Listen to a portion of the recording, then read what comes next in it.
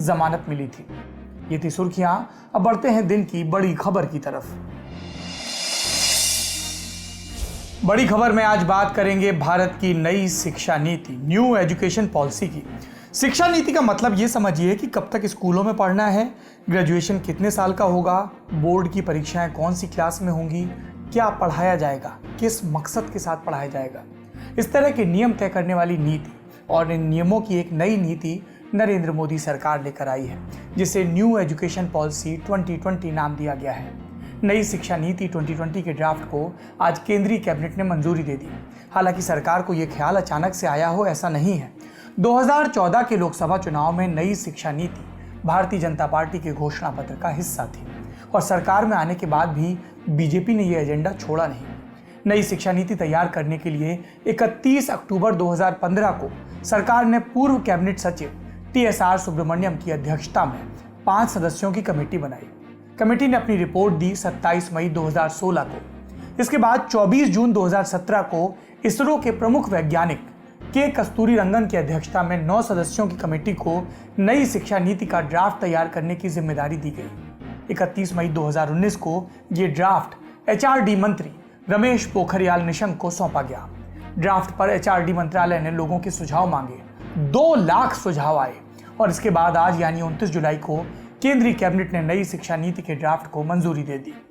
नई शिक्षा नीति में क्या बदलाव हैं, इसके बारे में विस्तार से आपको बताएंगे।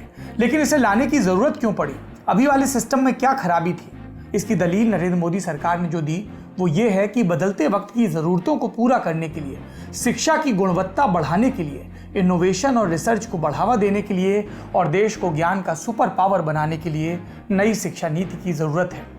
अभी देश में जो शिक्षा नीति चल रही है वो 1986 में राजीव गांधी सरकार के दौरान लागू की गई थी। इसमें 1992 में नरसिम्हा राव के जमाने में थोड़ा सा बदलाव किया गया था, लेकिन वो सिस्टम अब नरेंद्र मोदी सरकार पूरी तरह बदल देगी। पहला बदलाव ये कि मानव संसाधन मंत्रालय का नाम बदलकर शिक्षा मंत्रालय कर दिया गया। अब HRD मिनिस्टर को शिक्षा मंत्री कहा जाएगा। जब देश आजाद हुआ तब से लेकर 1985 तक शिक्षा मंत्री और शिक्षा मंत्रालय ही हुआ करते थे, लेकिन फिर राजीव गांधी सरकार ने इसका नाम बदलकर मानव संसाधन मंत्रालय कर दिया। इस नाम को लेकर RSS से जुड़े संगठन भारतीय शिक्षण मंडल ने आपत्ति जताई थी और साल 2018 के अधिवेशन में इस नाम को बदलने की मांग भी उठाई थी। दलील ये कि मानव को संसाधन नहीं मान सकते, ये भारतीय मूल्यों के खिलाफ है। तो अब HRD मिनिस्टर हो गए हैं शिक्षा मंत्री और इस मंत्री ने यानी कि शिक्षा मंत्री ने बदलाव पर क्या कहा, ये भी सुन लेते हैं। आज हिंदुस्तान के इतिहास में एक ऐसा अवसर आया है जब इस देश के यशस्वी प्रधानमंत्री नरेंद्र मोदी जी की अध्यक्षता में इस देश की ऐसी शिक्षा नीति जो 1986 के बाद जो स्कूली शिक्षा और उच्च शिक्षा में उसकी परिवर्तनकारी सुधारों के लिए एक महत्वपूर्ण रास्ता प्रशस्त करेगा। और जो हमारे देश के प्रधानमंत्री ने एक नए भारत के निर्माण की बात की है, जो स्वच्छ भारत होगा, स्वस्थ भारत होगा, सशक्त भारत होगा, समृद्ध भारत होगा, श्रेष्ठ भारत होगा, एक भारत होगा, उस नए भारत के निर्माण में ये नई शिक्षा नीति 2020 मील का पत्थर साबित होगी। अब बात करते हैं नई शिक्षा नीति 2020 की। इसके लागू होने के बाद क्या बदलाव आएगा, मोटा माटी बातें बिंदुवार समझते हैं। पहले बात करते हैं उच्च शिक्षा में आए बदलावों की। उच्च शिक्षा मतलब 12वीं के बाद की कॉलेज यूनिवर्सिटी की पढ़ाई। अब ये मल्टीपल एंट्री और एग्जिट वाली होगी। इसका मतलब ये कि मान लीजिए किसी ने बीटेक में एडमिशन लिया और 2 सेमेस्टर के बाद पढ़ाई से मन उचट गया, कुछ और पढ़ने का मन करने लगा, तो ये 1 साल खराब नहीं होगा। इस 1 साल के आधार पर सर्टिफिकेट मिलेगा। 2 साल पढ़ेंगे तो डिप्लोमा मिलेगा, कोर्स पूरा करेंगे तो डिग्री मिलेगी। इस तरह की व्यवस्था बनाई जाएगी कि कहीं और भी एडमिशन लिया जाए तो ये रिकॉर्ड कंसीडर किए जाएं। इसे सरकार की पॉलिसी में क्रेडिट ट्रांसफर कहा गया है। आपका कोर्स पूरा नहीं हुआ, लेकिन जितना किया उसका क्रेडिट आपको मिलेगा। दूसरी बड़ी बात, अभी BA BSc जैसे ग्रेजुएशन कोर्स 3 साल के होते हैं। नई वाली पॉलिसी में इस तरह के विकल्प होंगे कि जो नौकरी के लिहाज से पढ़ रहे हैं उनके लिए 3 साल का ग्रेजुएशन, और जो आगे जाकर रिसर्च फील्ड में काम करना चाहते हैं उनके लिए 4 साल का ग्रेजुएशन। फिर 1 साल का पोस्ट ग्रेजुएशन और 4 साल का पीएचडी, एमफिल की ज़रूरत नहीं रहेगी। तीसरी बड़ी बात, मल्टी डिसिप्लिनरी एजुकेशन होगी। कोई स्ट्रीम नहीं होगी, कोई भी मनचाहे सब्जेक्ट चुन सकता है। यानी आप फिजिक्स में ग्रेजुएशन कर रहे हैं और म्यूजिक में या पॉलिटिकल साइंस में रुचि है तो आप इसे पढ़ सकते हैं।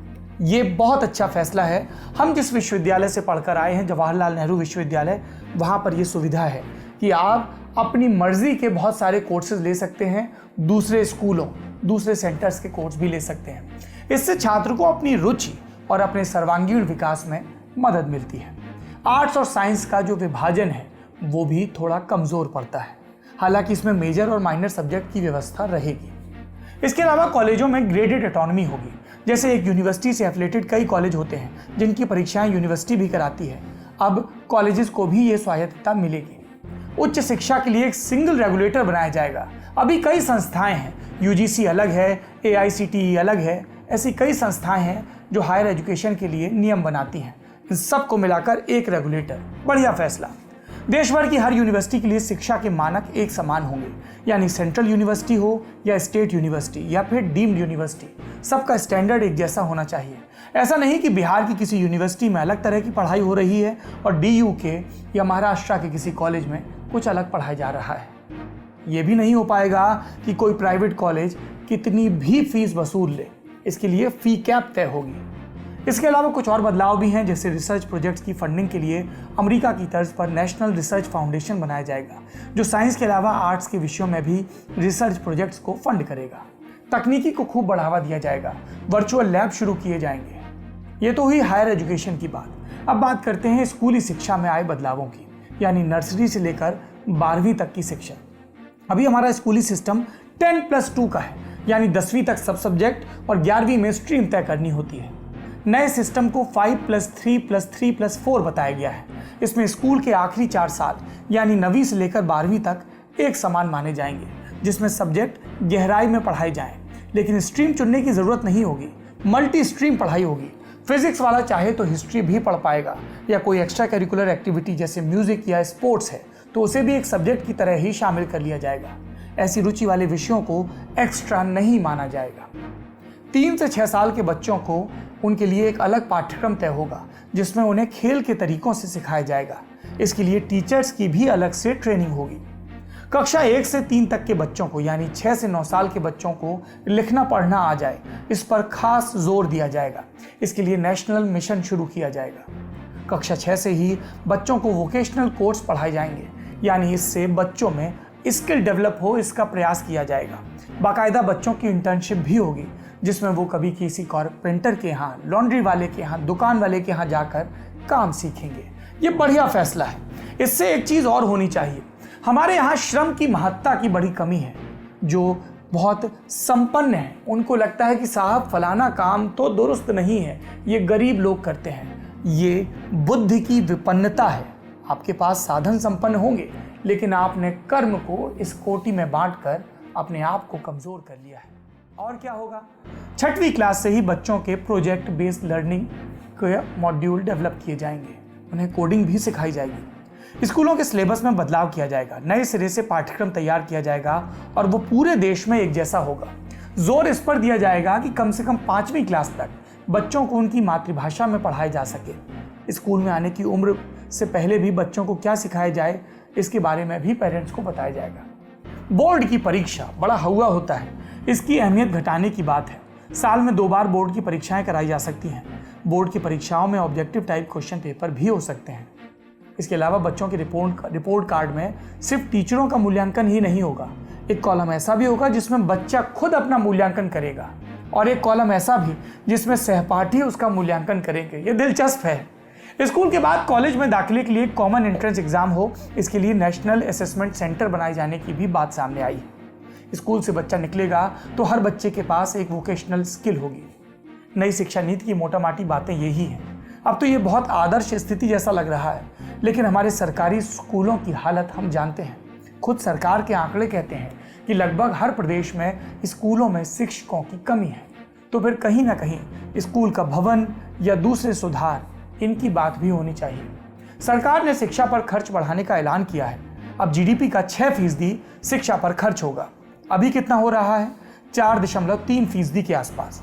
तो नई मोदी सरकार की नई शिक्षा नीति, ये किस तरह से इसको देखा जाए, ये समझने के लिए हमने इन ब्योरों को समझने के बाद कुछ एक्सपर्ट से बात की। आप भी सुनिए। The approval of the national education policy by the government is a very welcome step. As you know, the national education policy is the result of extensive, highly participative and inclusive consultation process with all the stakeholders. The national education policy aims at meeting the challenges in education and lay the foundation for the promising future of India. I look forward for the implementation of the national education policy. उनका जो मकसद है, ऐसा लगता है कि एक बिल्कुल अवैज्ञानिक सोच के आधार पर तमाम चीज़ों को शिक्षा में जोड़ करके वो बच्चों के दिमाग में डालना चाहते हैं। अभी सिर्फ नई शिक्षा नीति की ड्राफ्ट को मंजूरी मिली है, इसे लागू होना बाकी है और इसके बाद कई इम्तिहानों से इसे गुजरना होगा। मसलन क्या ये नई शिक्षा नीति अपनी बातों को शहरों से दूर गांव देहात के उन बच्चों तक पहुंचा पाएगी? क्या जिन स्कूलों में पर्याप्त शिक्षक नहीं है, संसाधन नहीं है, वहां म्यूजिक के टीचर, वोकेशनल कोर्स और ऐसी बाकी बातें लागू हो पाएंगी? क्या कागजों पर जो इतनी अच्छी स्कीम दिख रही है वो लास्ट माइल तक पहुंच पाएगी? हम तो उम्मीद ही कर सकते हैं। अब बात करेंगे राजस्थान की, जहां अशोक गहलोत और राज्यपाल कलराज मिश्र की लड़ाई चलती ही जा रही है।